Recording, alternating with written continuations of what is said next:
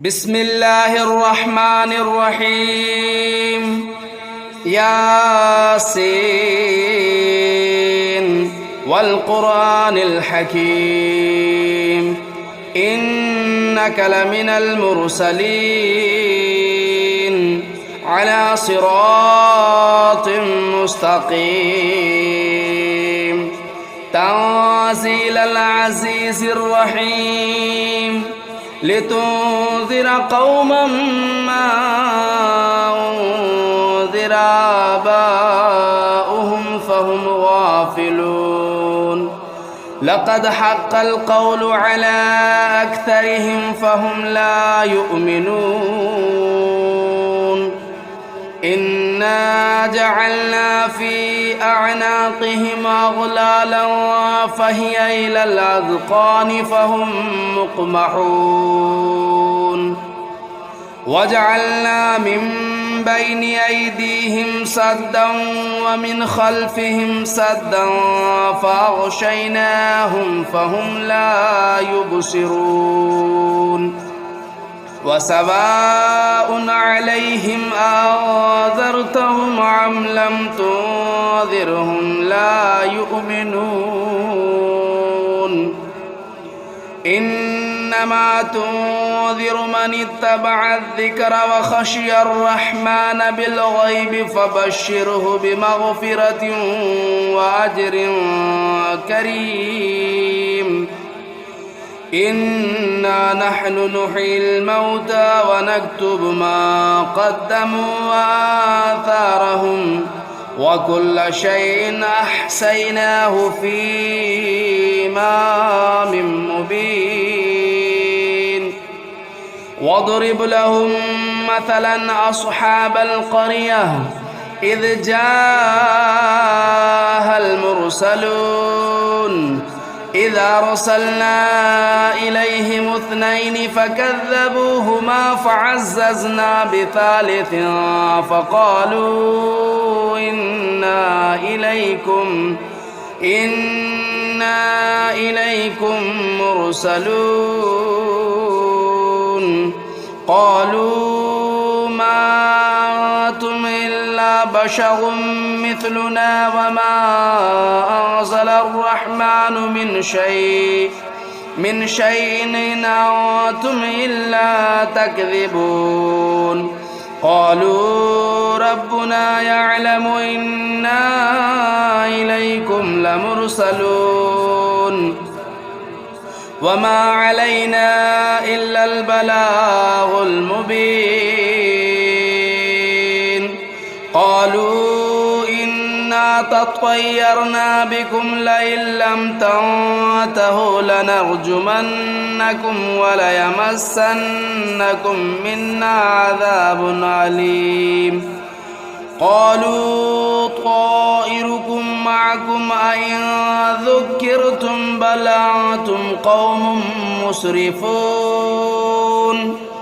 وجاء من أقصى المدينة رجل يسعى قال يا قوم اتبعوا المرسلين اتبعوا من لا يسألكم أجرا وهم مهتدون وما لي لا أعبد الذي فطرني وإليه ترجعون أتخذوا من دونه آلهة إن يردني الرحمن بضر لا تغن عني شفاعتهم شيئا ولا ينقذون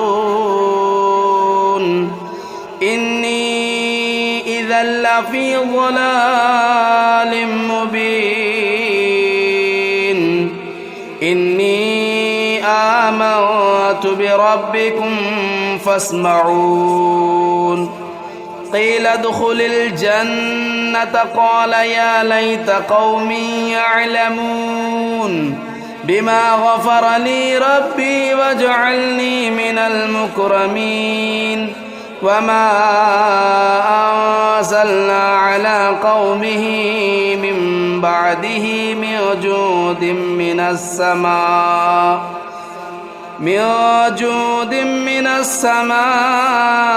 وما كنا منزلين إن كانت إلا صيحة واحدة فإذا هم خامدون يا حسرة على العباد ما يأتيهم من رسول إلا كانوا به يستهزئون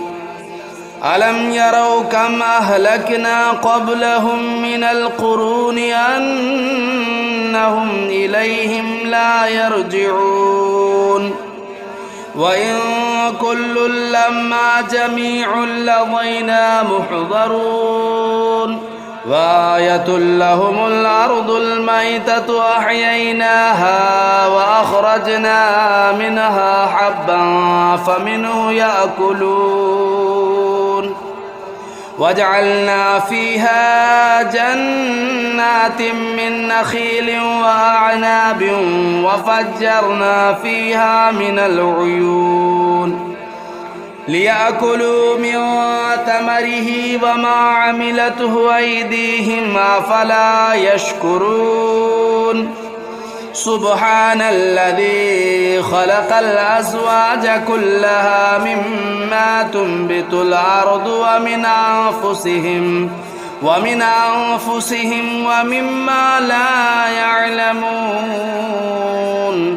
وآية لهم الليل نسلخ منه النهار فإذا هم مظلمون والشمس تجري لمستقر لها ذلك تقدير العزيز العليم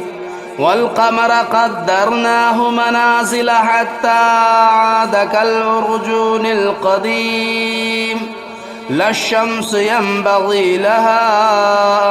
أن تدرك القمر ولا الليل سابق النهار وكل في فلك يسبحون وآية لهم أنا حملنا ذريتهم في الفلك المشحون وخلقنا لهم من مثله ما يركبون وإن نشأ نغرقهم فلا صريخ لهم ولا هم ينقذون إلا رحمة منا ومتاعا إلى حين وإذا قيل لهم اتقوا ما بين أيديكم وما خلفكم لعلكم ترحمون وما تأتيهم من آية من آيات ربهم إلا كانوا عنها معرضين وإذا قيل لهم أنفقوا مما رزقكم الله قال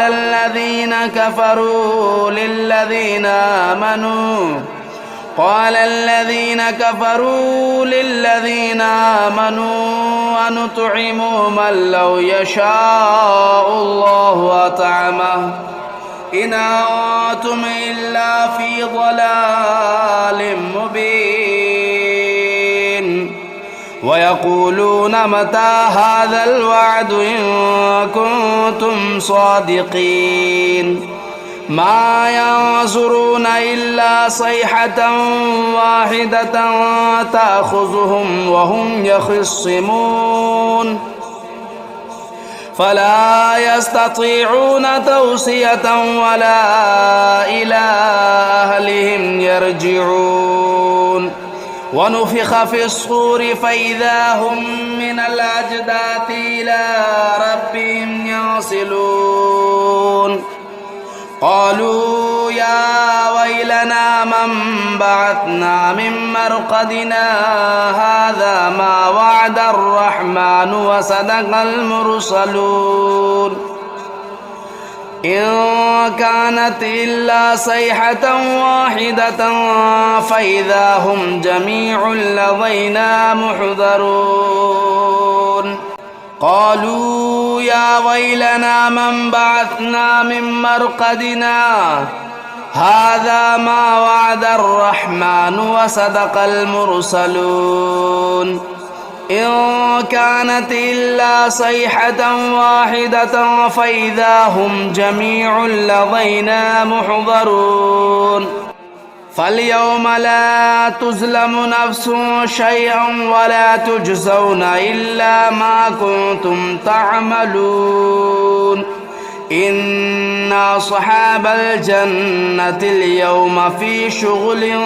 فاكهون هم وأزواجهم في ظلال على الأرائك متكئون لهم فيها فاكهة ولهم ما يدعون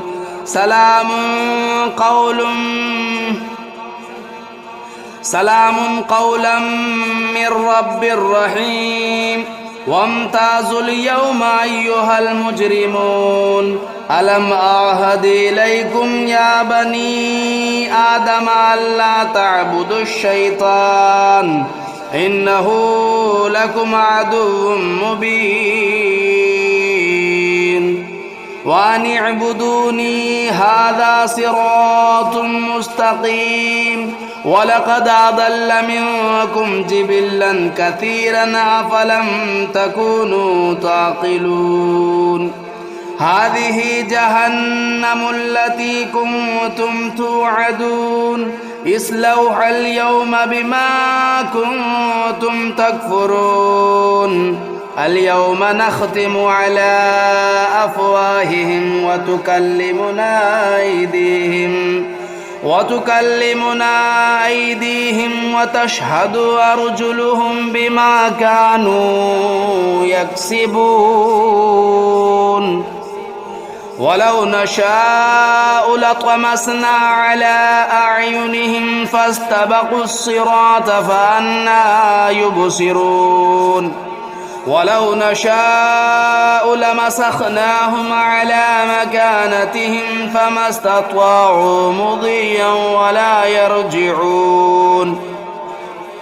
ومن نعمره ننكسه في الخلق أفلا يعقلون وما علمناه الشعر وما ينبغي له إن هو إلا ذكر وقرآن مبين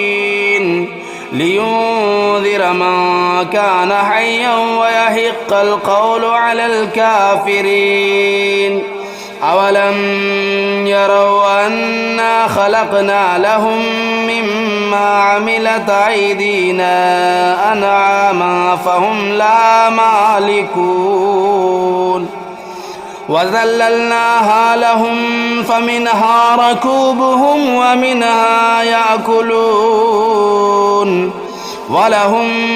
فيها منافع ومشارب أفلا يشكرون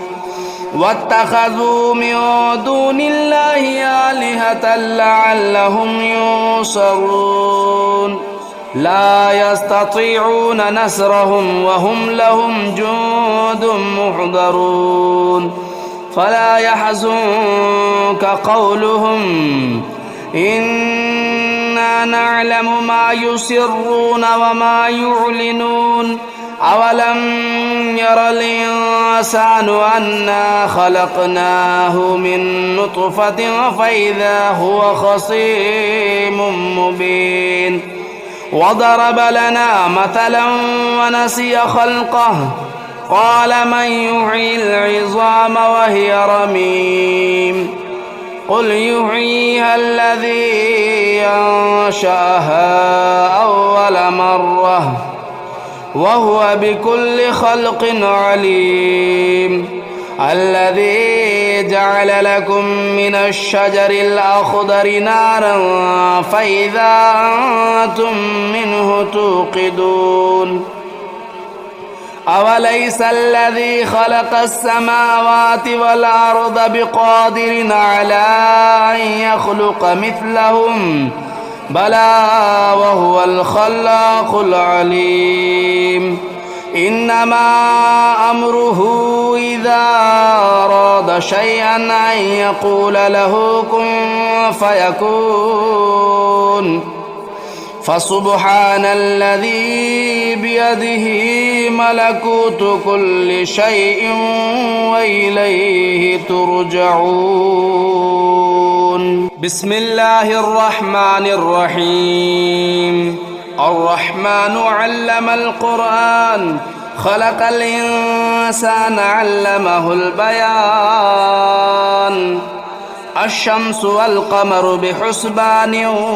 والنجم والشجر يسجدان والسماء رفعها ووضع الميزان ألا تطغوا في الميزان وأقيموا الوزن بالقسط ولا تخسروا الميزان والأرض وضعها للأنام فيها فاكهة والنخل ذات الأكمام والحب ذو العصف والريحان فبأي آلاء ربكما تكذبان. خلق الإنسان من صلصال كالفخار وخلق الجان من مارج من نار فبأي آلاء ربكما تكذبان. رب المشرقين ورب المغربين فبأي آلاء ربكما تكذبان. مرج البحرين يلتقيان بينهما برزخ لا يبغيان فبأي آلاء ربكما تكذبان. يخرج منهما اللؤلؤ والمرجان فبأي آلاء ربكما تكذبان. وله الجوار المنشآت في البحر كالأعلام فبأي آلاء ربكما تكذبان. كل من عليها فان ويبقى وجه ربك ذو الجلال والإكرام فبأي آلاء ربكما تكذبان. يسأله من في السماوات والأرض كل يوم هو في شأن فبأي آلاء ربكما تكذبان.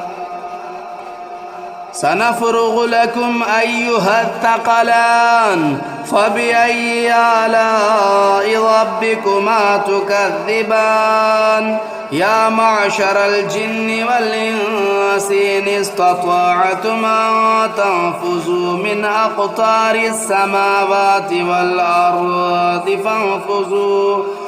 لا تنفذون إلا بسلطان فبأي آلاء ربكما تكذبان. يرسل عليكما شواظ من نار ونحاس فلا تنتصران فبأي آلاء ربكما تكذبان.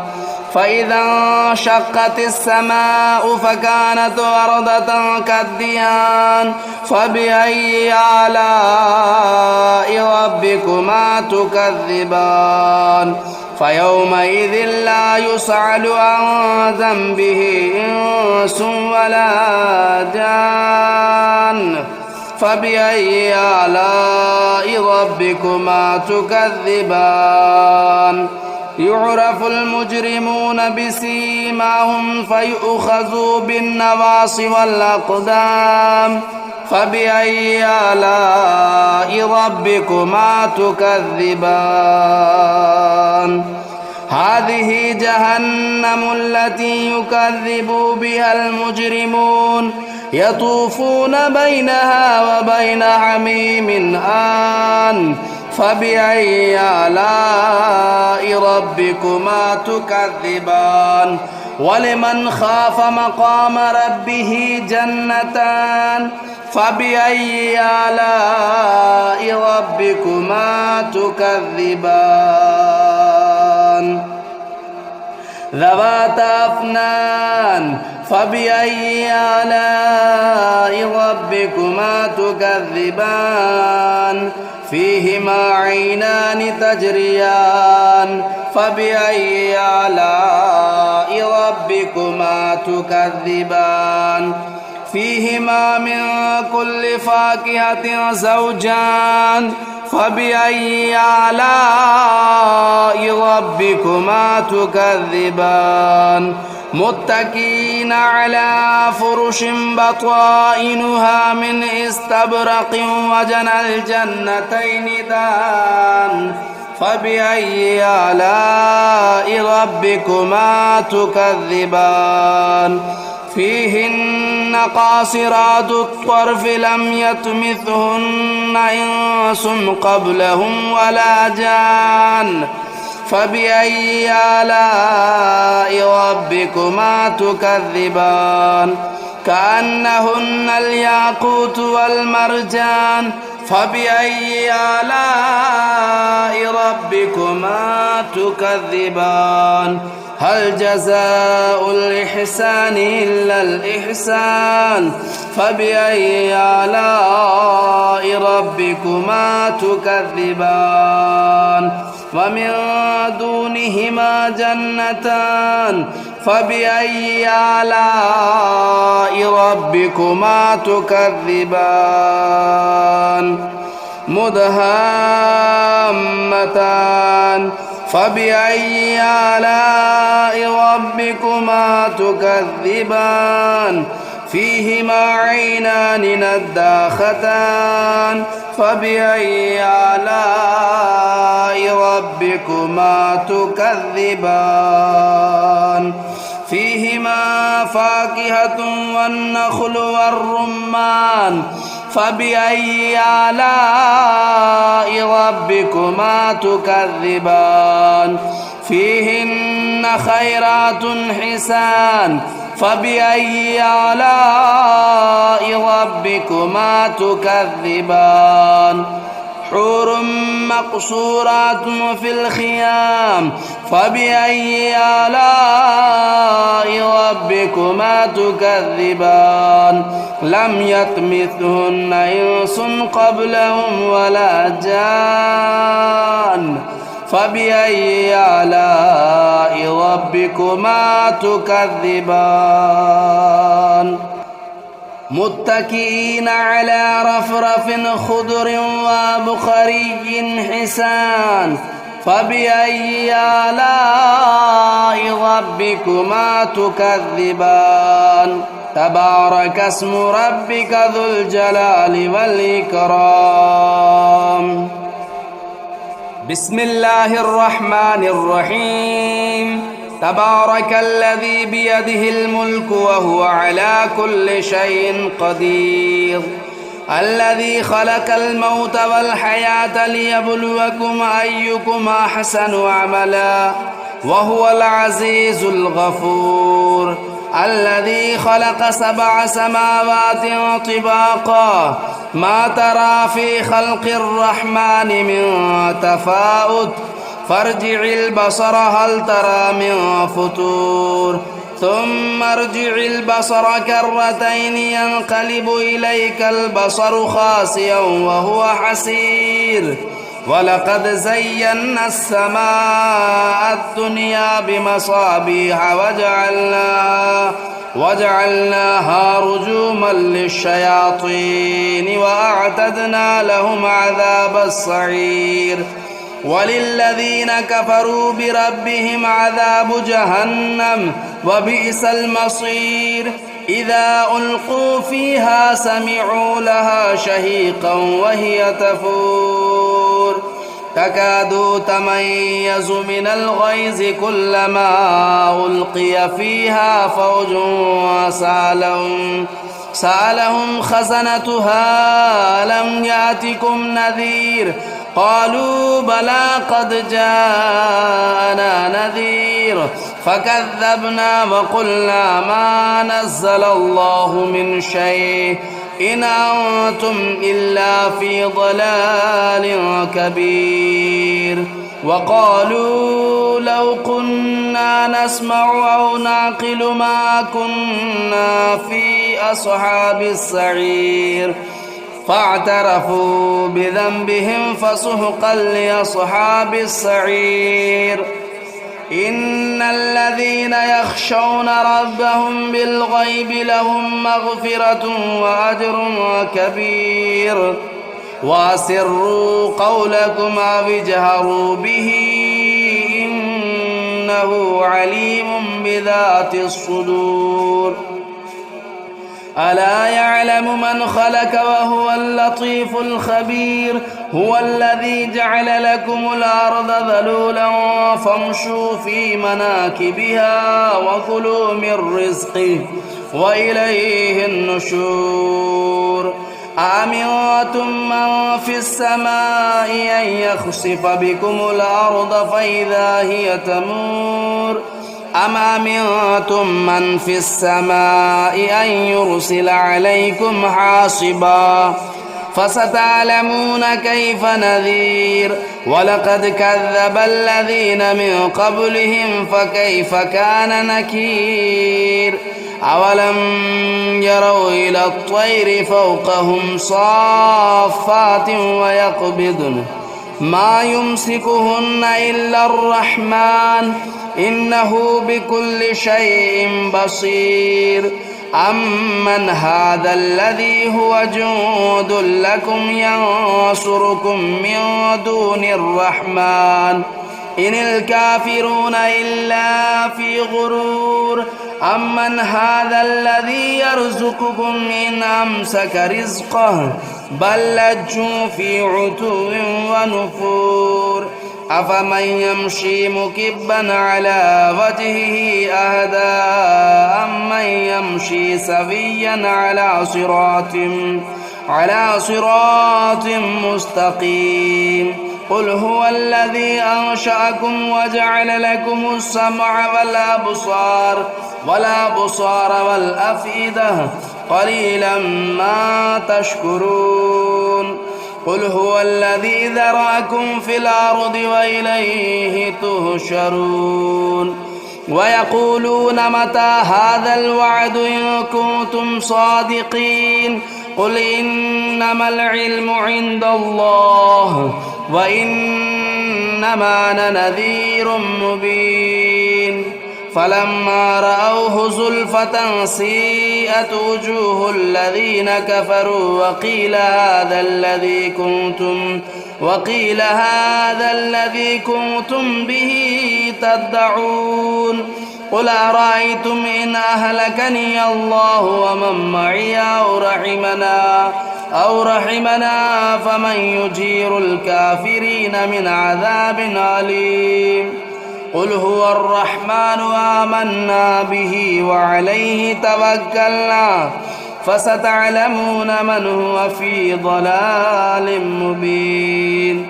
قل أرأيتم إن أصبح ماؤكم غورا فمن يأتيكم بماء معين